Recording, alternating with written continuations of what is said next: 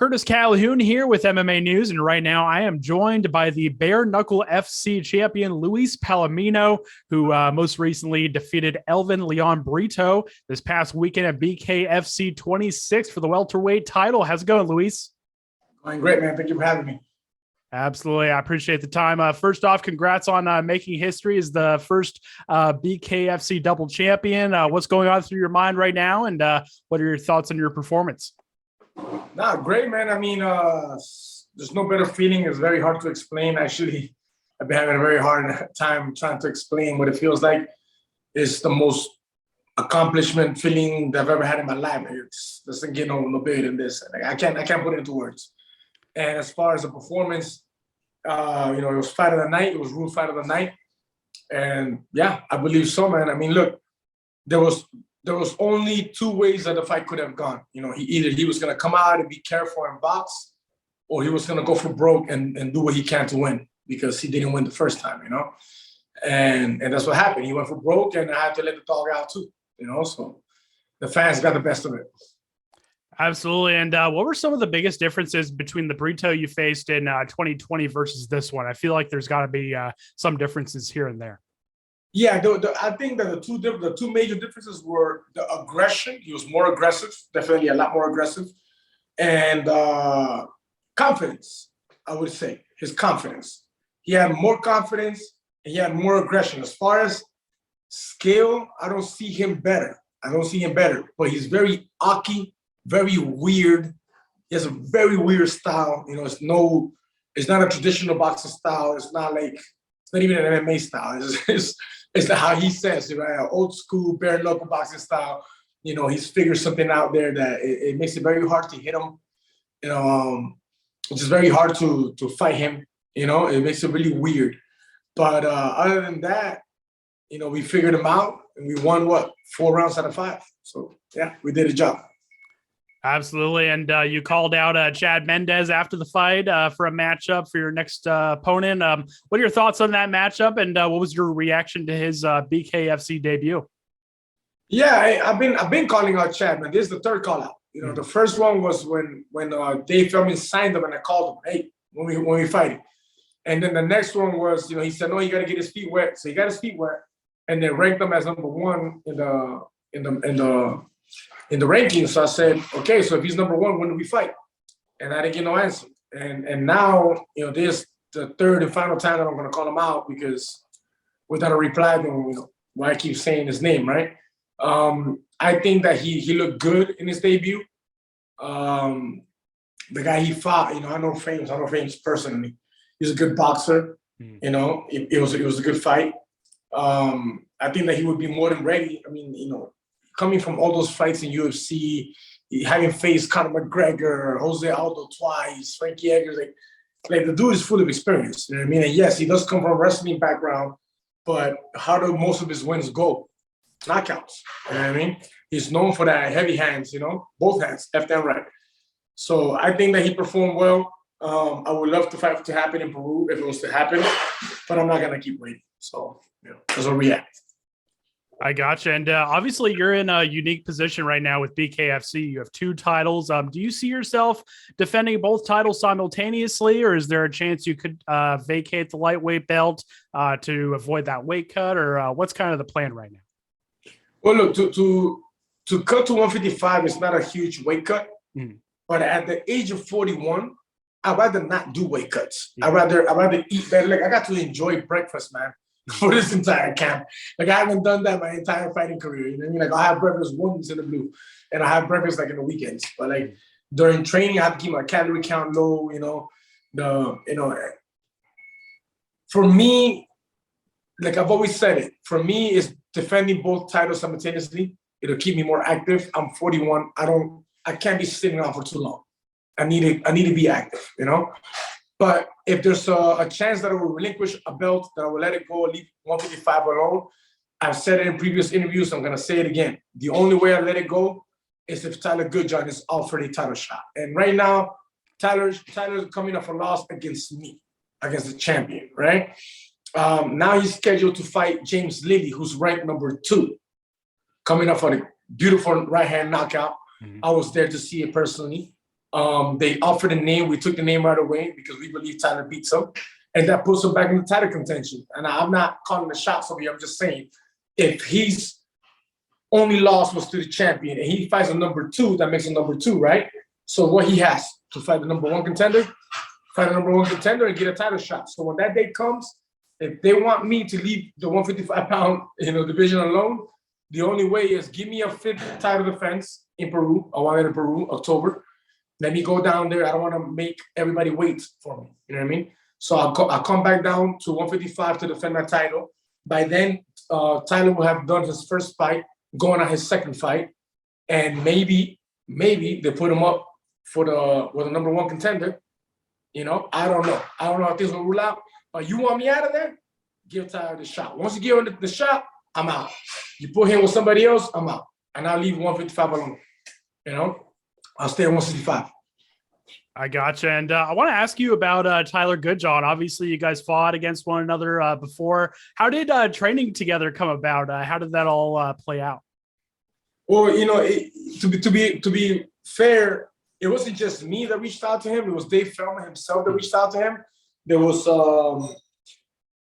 post about him going through depression and whatnot, and Tyler comes from, he actually takes real medicine. Like, this is not like I'm depressed, how you people say it. He takes medication for depression. You know what I mean? He's had a really tough past, like most of us fighters. I don't think he's getting a real break, like a real group of people around him to like divert him the right way. You know what I mean? Like to like channel him and get the best out of him. I think he's a very good person. I didn't like this guy, man. I didn't like Tyler for nothing. This dude, like, I wanted to destroy him. Like, I was serious about that. All of that was real. So to have all that pass, he made a fan out of me when I'm striking 173 blows to the face, bare-knuckle. This dude is going like this, walking forward. Like, he made a fan out of me. I made sure that I said some words that sends him home to a good receiving home, because I know that they didn't really support him much back home. I don't know what the deal was in the past, but this is a new Tyler. There's a new reborn Tyler, not only as a fighter, but as a person. If you see the man, he's very focused, he's very happy, he's in a very good mental state, very good emotional state, and I think we're gonna get the best out of him. I think that the best out of him hasn't brought out yet, and it's right there, man. He's ready to go. And there's no more words I can put to it. Watch August 20th when he comes back, and you'll see. Absolutely. We're definitely looking forward to that one. I got to ask you about your fight style, because I feel like your fight style is almost tailor-made for bare-knuckle boxing. Even going back to your MMA career, you came out with that boxing style. What are your thoughts on that, and how important was it to get that boxing experience in MMA, carrying that over to bare-knuckle? Yeah, good question, man. Look, my first love was boxing, right? I started out boxing when I was 10, but I only boxed 3 years.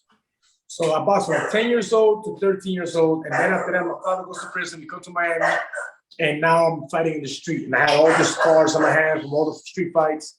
So it took time to like get myself back into training, then do the MMA. And I collected my titles you see down there, some of the titles I collected in MMA. And it wasn't until the beginning of BKFC, like the last 2 years that I've been in BKFC, that I've zeroed in 100% training on boxing. I'm boxing and bare-knuckle boxing because there's 2 styles to it. People are still not catching on to it. You still have to train like a boxer, but there's still another animalistic side, another side of it. I call it like come to the dark side. You take off the gloves and come to the dark side. That's what I call it, the dark side. But there's a perfect balance that I found in between both of them. I think that's one of the biggest reasons why of my success today. But yeah, man, just focus on the boxing. Focus on the boxing the last 2 years.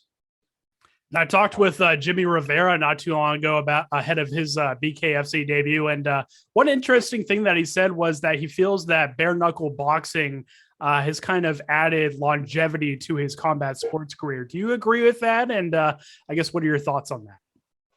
1,000%, man. Look, if you hear my post-fight interview while I'm in a square circle, one of the first things that I'm mentioning, after thanking God, thanking my mother, my father for bringing me here to the States, giving me this opportunity to become who I've become, I thank Dave Feldman. I thank Dave Feldman for his vision, for his hunger, for his vision, and his sacrifice to make, this idea of making bare knuckle one of the oldest things in history, make it a new thing and make it pop the way that he did, Like it takes vision, it takes sacrifice to be able to bring something like that. Like it's a dream that he brought true. It's kind of like me saying, since I was a kid, I always wanted to be in action movies. It's kind of me like becoming an actor. It's like I brought my dream through. Like he saw something that none of us saw. He saw that bare knuckle can be put on a platform right now worldwide and still make noise. And he's proved it. He's proved it. And I thank him for that because of that dream, because of those sacrifices that he went through, I've had, the blessing to be able to get this fighting itch out of my life before retirement, because I was done with MMA, mentally and physically, right?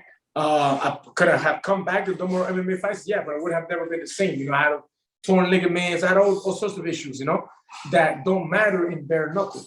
So yes, longevity and a future, a future, at least a long enough future for me to retire, feeling good about it, like satisfied. Okay, I did it. I did the fights that I needed to do. I got them out of my system.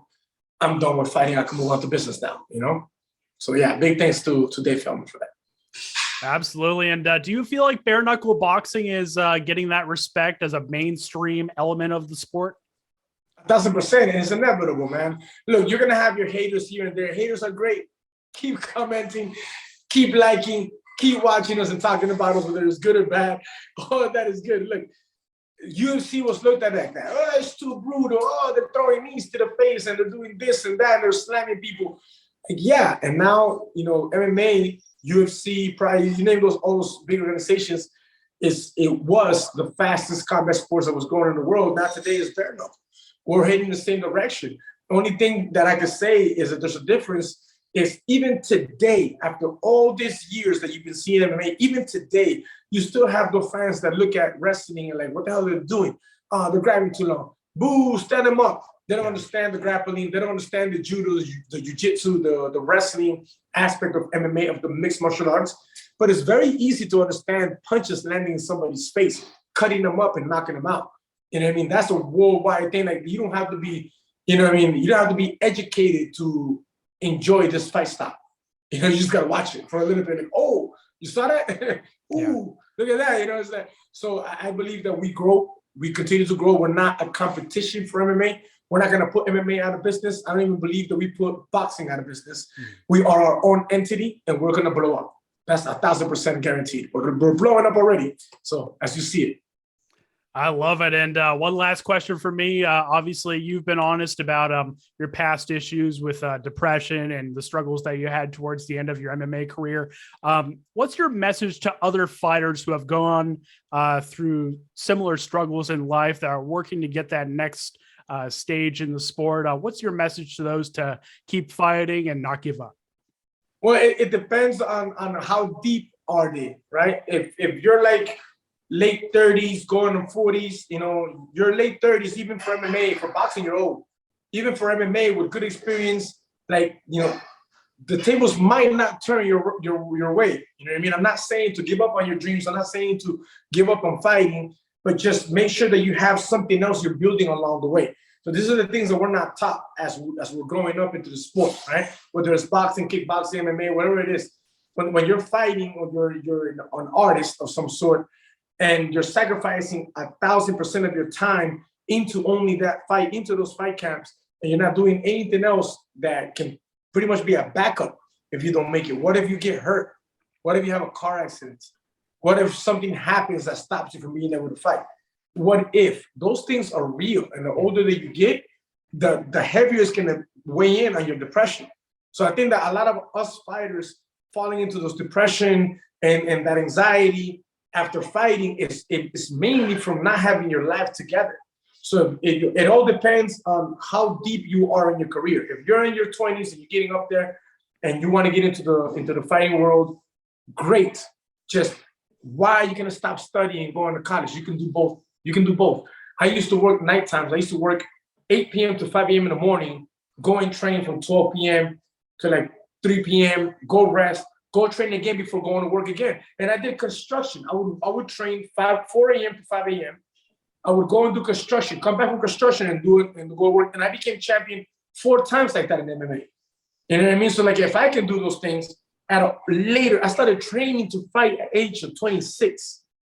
I started very late. So if I can do those things, then if you're young, you're under your 30s, you're in your 20s, you should be studying something. You know, it could be something with nutritional value, you know, strength and conditioning, things that can help your career as you're getting ready as a fighter. Management, how to manage yourself, how are you going to sell yourself, you know, publicity, how are you going to get publicity, you know, social media. Like there are things that you can do that go with your fighting lifestyle. You just, my message would be, don't just sit there thinking, where are my sponsors and where's my next fight? That's not the way to go about this, man. This thing is very serious. You're talking about your entire life. You can't put all those eggs in one basket. You know what I mean? This is your whole life. And if you don't want to end up in a position where I've been, where Tyler's been, it's because you're getting older. You know that you can't fight so long and you haven't done shit with your life. You don't have nothing to look back to. Like, what do you own? Do you have a business? Do you have a home of your own, an apartment at least? You know, so like my advice would be make sure that you're backing your own ass up because nobody else is going to do it, man. You know? Well said, man. I appreciate it. Before we go, I'll give you the floor to shout out any sponsors you have, shout out your team, all that good stuff. I'll give you the final word. Thank you, sir. Everything started with FY, Florida Yachts International, Mr. Ralph Navarro, Christopher Navarro. This is my management team. We have Top Gun Cigarette Racing. We have Miami. We have Miami-made Bulldogs and I see the Bell Bonds, Benecasa, Fusion. Well, you can see everybody back here. They know that I love them. They support me. And I thank you, man, for giving me the time to thank them because without sponsors, man, it's really hard. It's really hard for us to be able to do what we do and focus 100% when we have families, we have kids to feed, you know, like, you know, it's hard to just focus on a fight when you're not making those millions yet, you know. So huge thanks to those sponsors, all of them. And thank you for giving me that time, man. Appreciate it. Absolutely. Anytime, man. Well, Luis, it was good to meet you. Great to chat with you. And I'm sure we'll chat again soon. Thank you so much, man. Anytime, brother. Thank you.